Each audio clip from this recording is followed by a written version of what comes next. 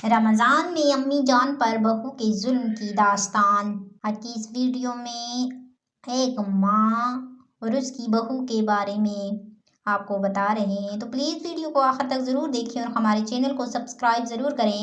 رمضان کا مہینہ برکتوں اور رحمتوں کا مہینہ ہوتا ہے، مگر ہر گھر میں یہ مہینہ یکسو اور سکون خوشی نہیں لاتا۔ امی جان بھی انہیں بدنصیب ماؤں میں سے تھی جن کی اپنی بہو نے ان کی زندگی کو اجیرن بنا دیا تھا۔ امی جان ایک نہایت نیک دل، صابر اور شفیق خاتون تھیں۔ انہوں نے ہمیشہ دوسروں کے لیے قربانی دی، مگر ان کی اپنی بہو ان کی نرمی اور شرافت کا ناجائز فائدہ اٹھاتی رہی۔ عام دنوں میں بھی بہو کا رویہ سخت تھا، مگر رمضان میں اس کی سختی اور بدتمیزی میں اور اضافہ ہو جاتا۔ سحری کے وقت جب سب لوگ اللہ کی عبادت میں مصروف ہوتے ہیں اور گھر کی بزرگ خواتین محبت سے گھر والوں کے لیے کھانے کا انتظام کرتی ہیں، امی جان بھی سب کے لیے جاگ کر کھانے کا بندوبست کرتی تھیں۔ مگر بہو ہمیشہ دیر سے اٹھتی اور اگر کھانا ٹھنڈا ہوتا تو امی جان پر چیخنے لگتی، کبھی کبھی تو غصے میں پلیٹیں بھی پٹک دیتی۔ اگر امی جان نیند سے جاگ نہ پاتی یا طبیعت خراب ہوتی تب بھی بہو کو کوئی پرواہ نہ ہوتی اور وہ سب کے سامنے انہیں ذلیل کرتی۔ روزے کی حالت میں جب جسم کمزور ہو جاتا ہے تب امی جان پر بہو کا ظلم مزید بڑھ جاتا۔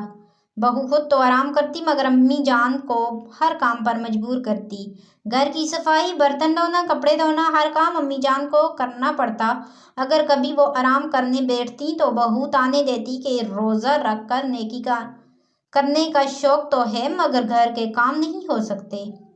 افطار کے وقت جب سب لوگ دعائیں مانگتے ہیں، امی جان یہ دعا کرتی کہ اللہ ان کی بہو کے دل میں نرمی پیدا کرے، مگر افطار کی تیاری بھی ان کے لیے ایک آزمائش بن جاتی۔ بہو خود ہاتھ تک نہ ہلاتی اور حکم چلانے میں مصروف رہتی۔ اگر کھانے میں نمک کم یا زیادہ ہو جاتا تو سب کے سامنے انہیں شرمندہ کرتی، یہاں تک کہ کبھی کبھی ان کے ہاتھ سے کھانے کی چیزیں بھی چھین کر باہر پھینک دیتی۔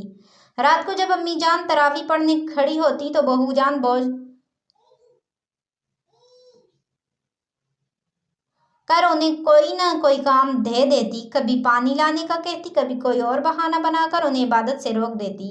اگر امی جان تھک کر جلدی سو جاتی تو تنزیہ کہتی، بس بوڑھی ہو گئی ہو، اب زیادہ نیکیوں کی کیا ضرورت۔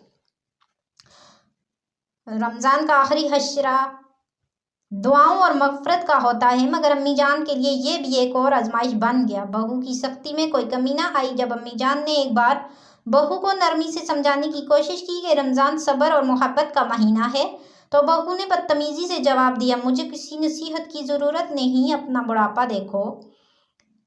عید کی صبح جب سب خوش ہوتے ہیں، امی جان کی آنکھوں میں آنسو ہوتے، وہ اپنے بیٹے کے انتظار میں بیٹھتی کہ شاید وہ آئے اور اپنی بیوی کی زیادتیوں کو دیکھے، مگر بیٹا ہمیشہ اپنی بیوی کی طرفداری کرتا۔